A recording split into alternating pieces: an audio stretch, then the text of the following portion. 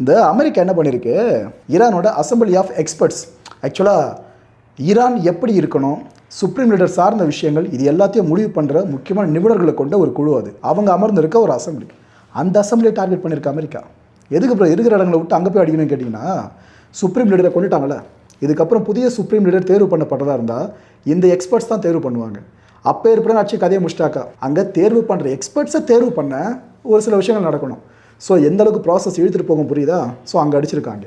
ஆனால் இதெல்லாம் தாண்டி இப்போ வெளியே இருக்க தகவல் என்ன தெரியுமா, சுப்ரீம் லீடர் கொல்லப்பட்ட சுப்ரீம் லீடர் அவரோட மகனான சயீத் மொஜ்டபா ஹொசைனி கமேனி, இவர் தான் ஈரானோட அடுத்த சுப்ரீம் லீடர்னு தகவல்கள் வெளியே வர ஆரம்பிச்சிருச்சு. இதை மொஜ்டபா பற்றி உங்களுக்கு சிம்பிளாக சொல்லணும்னா, அவருக்கு இப்போ வயசு ஒரு 55 ஆகுது.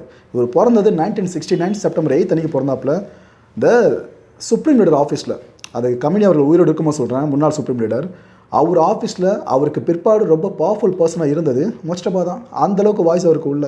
இவருக்கு ஒரு மனைவி, 3 குழந்தைங்க இருக்காங்க. இவர் மிலிட்ரி சர்வீஸ் பண்ணவருங்க மொஜ்தபா. 1987 ஆரம்பிச்சு 2010 வரைக்கும் மிலிட்ரி சர்வீஸில் இருந்தவர். இவரோட ரேங்க் பார்த்தீங்கன்னா கமாண்டிங் ஆஃபீஸர், அந்த ரேஞ்சில் இருந்தவர். இவர் பங்கெடுத்த போர்க்களங்கள் எடுத்துக்கிட்டிங்கனாக்கா, ஈரான் ஈராக் வார் இருக்குல்ல, அதில் பார்ட்டிசிபெண்ட்டாக இருந்திருக்காரு. இது மட்டும் இல்லாமல் கிரீன் ரெவல்யூஷன் இதுலேயும் தன்னோட பங்களிப்பை செலுத்தியிருக்காப்புல. அப்போ ஏற்பட ஒருத்தர் தான் இப்போ ஈரானோட அடுத்த சுப்ரீம் லீடர் பேர் வர ஆரம்பிச்சிருச்சு. அமெரிக்காவுக்கு பிடிக்காத விஷயம் இதுதான். ஈரானில் சுப்ரீம் லீடர் சிஸ்டம் இருக்கக்கூடாதுன்னு நினைக்கிறாங்க.